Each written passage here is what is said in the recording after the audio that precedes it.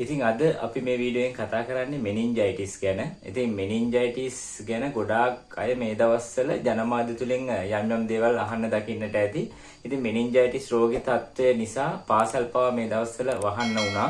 ඉතින් මේ නිසා මේ මෙනින්ජයිටිස් රෝගය ගොඩාක් ලංකාවේ ගොඩාක් තැන්වලින් මේ දවස්වල වාර්තා වෙනවා. ඉතින් මේ මෙනින්ජයිටිස් රෝගී තත්ත්වය ගැන ගොඩාක් අය අහලා තිබුණා. ඒ නිසා අපි පොඩ්ඩක් කතා කරලා බලමු මෙනින්ජයිටිස් රෝගය කියන්නේ මොකක්ද කියලා.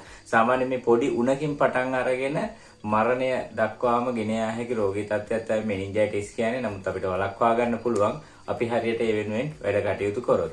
ඉතින් මේ ගොඩක් අය දන්නවා සාමාන්‍යයෙන් අවදානම් වැඩි අය තමයි මේ කුඩා දරුවන්, පාසල් යන දරුවන්, ඒ වගේම සාමාන්‍ය හොස්ටල් වල වගේ එක තැන ගොඩක් ඒකරාශීලා ඉන්න කුඩා දරුවන්, ඒ වගේම ප්‍රතිශක්තිකරණයේ අඩු යම් රෝගී තත්ත්ව සහ යම් ආබාධ වලින් ඉන්න දරුවන්ට මේ වගේ මෙනින්ජයිටිස් වගේ රෝග තත්ත්ව ඇතිවීමේ හැකියාව ගොඩක් වැඩි.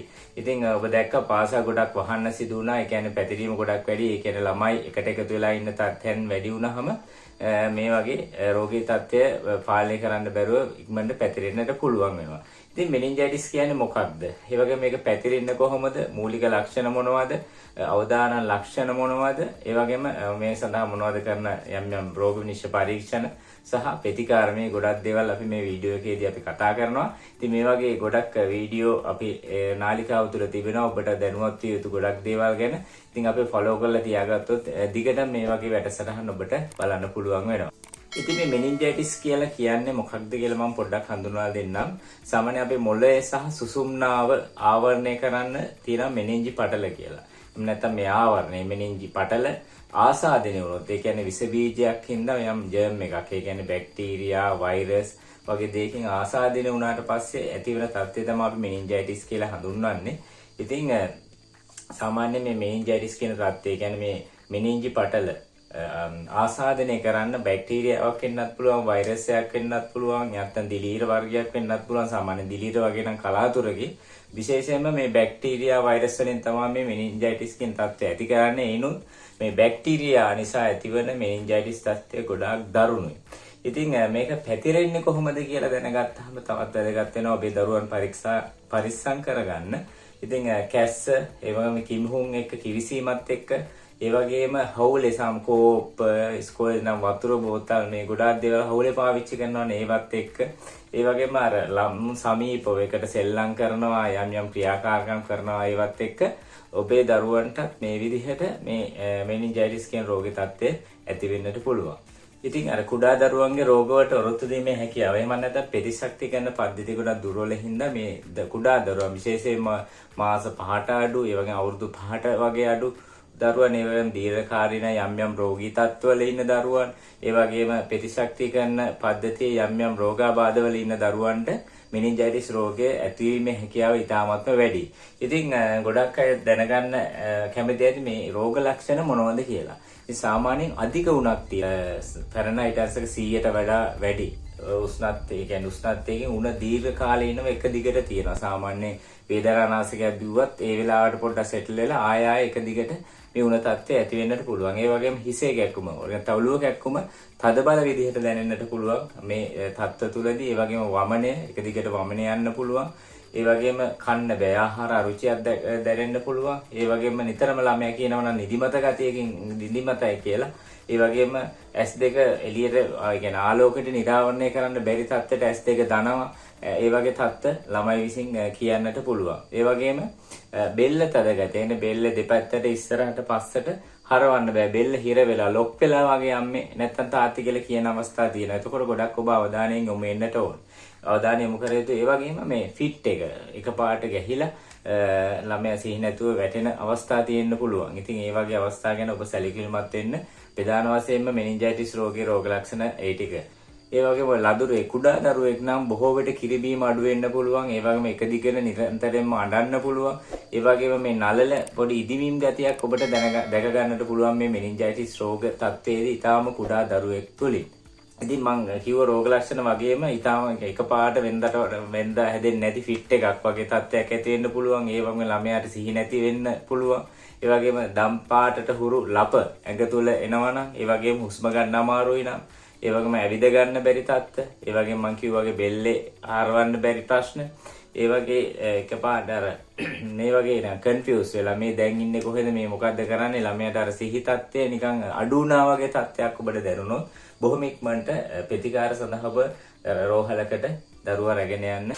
ඉතින් මම කලින් කිව්වා වගේ මේ රෝගී තත්ත්වය දරුණුකම කොහොමද කියනවා නම් මේ උදේ හොඳට ඉන්න දරුවා හවස ICU එකක ප්‍රතිකාර ලබා ගන්න තත්ත්වයටපත් වෙන්න පුළුවන්. ඒ තරමට මේ මෙනින්ජයිටිස් තත්ත්වය දරුණු වෙන්න පුළුවන්. ඔබ ඒ නිසා හොඳ අවධානයෙන් ඉන්න. මේ දවස්වල ශ්‍රී ලංකාව තුළ මේ විදිහට පැතිරී යනවා කියන්නේ ඔබ ඉක්මනට ප්‍රතිකාර වලට නොගියොත් මේ වගේ දරුණු තත්ත්වවලට ඇද වැටෙන්න පුළුවන්. ඉතින් සාමාන්‍ය රෝහල් ගත වුණාට පස්සේ බොහෝ විට බ්ලඩ් ටෙස්ටිං සාමාන්‍ය ලේ පරීක්ෂාවකින් මේ සම්බන්ධව මෙනින්ජයිටිස් රෝගයක්ද කියලා ඒ වගේම ලම්බ පංච කියලා ඔබ දැකලා ඇති අර කොන්දට විදලා CSF ඒ කියන්නේ මස්තිෂ්ක සුසුම් තරලය අරගෙන කරන පරීක්ෂණ තියෙනවා. ඒ වගේ දේවල් සමහරව ඒකට යොමු වෙන්නේ නැහැ. අම්මෝ කොන්දට විද්දොත් ඒක ලොකු අවදානමක් තියෙනවා කියලා එහෙම නැහැ. ඇත්තට මේක රෝග විනිශ්චය පරීක්ෂණයක් විදිහට ඉතාමත් වැදගත් වෙනවා. ඔබ බොහොම බය නැතුව ඒ සම්බන්ධයේ පරීක්ෂණ වලට දරුවා යොමු කිරීම ඉතාමත් වැදගත් වෙනවා. ඒ වගේම CT සහ MRI වැනි ස්කෑන් පරීක්ෂා තුළින් මේ මෙනින්ජයිටිස් තත්ත්වය හරියටම සනාථ කරගන්නට හැකියාව ලැබෙනවා.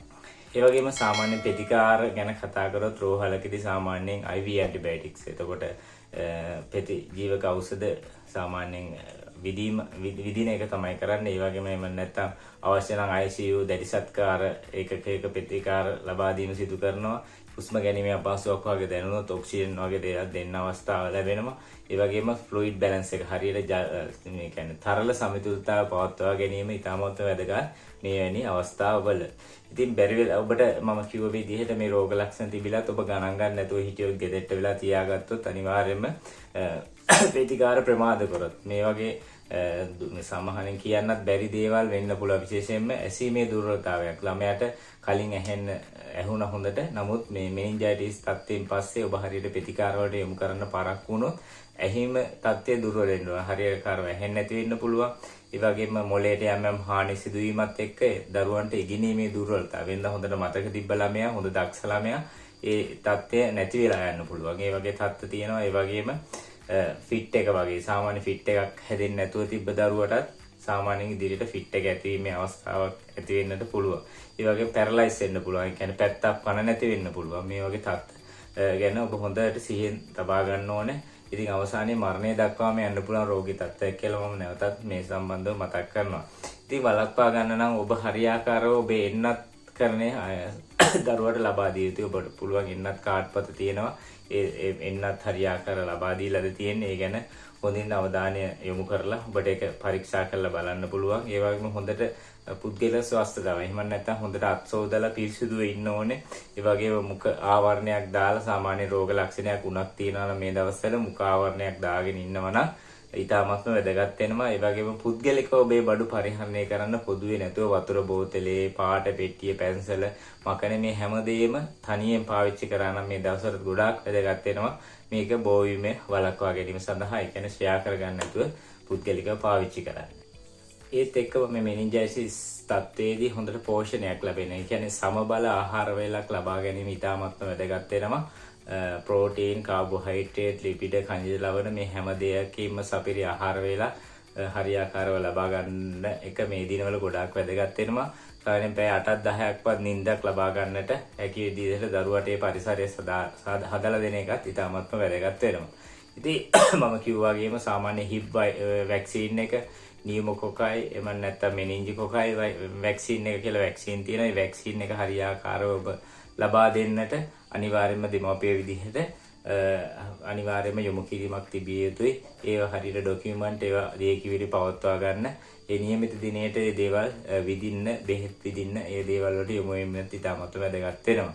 ඉතින් සාමාන්‍යයෙන් සමහරව හිතන් ඉන්නවා එක එක වැරදි මත. ඒ කියන්නේ සාමාන්‍ය උණක් විතරයි මේකට අක් ගාලා හොඳ වෙලා යනවා. ඇත්තටම හොඳ වෙලා යන්නත් පුළුවන්. නමුත් ඊට වඩා දරුණුයි මේ தත්ත්වය දිගට යන්නේ කියොත්. ඒ හින්දා ඒ ගැන අවධානය හරියාකාරව යොමු කරන්න. දීර්ඝ කාලීනව උණ බහින්න නැතුව එක දිගට තියෙනවා නම් ඔබට ඒ සඳහා ප්‍රතිකාර වලට යන එක ඉතාමත්ම වැදගත්. ඒ වගේම ගෙදර බෙහෙත් වලින් හොඳ වෙනවා. ඒ කියන්නේ මේ සාමාන්‍ය පැරසිටමෝල් වගේ දීලා උණ පාලනය කරගෙන ගියහම හරියනවා කියලා හිතන්නේ. නමුත් ඒක වැරදි මතයක්. ඊට අමතරව අපේ ඔබ බලන්න ඕනේ යම් ලේවල මොන හරි වෙනස් වීමක් වෙනවද? හරියට තරල සමුත්ත තුලිතතාවයක් වෙනවද මේ හැමදේම ගැන මේ தത്വෙදී අවධානය යොමු කළ යුතුයි. ඒ වගේම මේ වගේ උණ තත්ත්වයක් ආවොත් ඔබ බලන්න උණ බහින්නේ නැද්ද? ඒ කියන්නේ මොනිටර් කරන එක වැදගත් වෙනවා. හරියාකාරව එක දිගට සාමාන්‍යයෙන් ෆැරන්හයිට් 100ට වඩා වැඩි උණක් එක දිගට තියෙනවාද? ඒක නැවත නැවත ඇති වෙනවාද? ඊට පස්සේ ඔබ උණ අඩු කරන්න, ඇඟ තෙමලා ඒ වගේ දේවල් කරන්න. ඒ වගේම හරියාකාරව ඔබ වතුර සහ ඒ වගේ දියර මේ දේවල් දීලා හරියාකාරව ඔබ ඒ තත්ත්වය පාලනය කරගෙන තියාගෙන බොහොම ඉක්මනට රෝහලට අරන් යෑම තමයි තාමත් වැදගත් වෙන්නේ. ඒ නිසා ඔබ මේ කියපු උපදෙස් හරියාකාරව පිළිපදින්න. ලොකුවට බිය යුතු නැහැ. ඔබ අනිවාර්යෙන් අවධානය සහ දැනුම තියාගෙන හිටියොත් ඔබට ටක් ගාලා ප්‍රතිකාර කරලා මේ වැනි තත්ත්වවලින් රෝගී තත්ත්වවලින් ඔබට දරුවා බේර ගන්න පුළුවන්. ඒ නිසා අද වීඩියෝ එක වැදගත් කියලා හිතෙනවා නම් තවත් කෙනෙකුට දැනගන්න ෂෙයා කරන්න. අපේ page එක follow කරන්න. ඉතින් අලුත් වැඩසටහනකින් ආයෙත් හම්බෙමු එහෙනම්. සුබ දවසක් ඔබ හැම දිනකටම.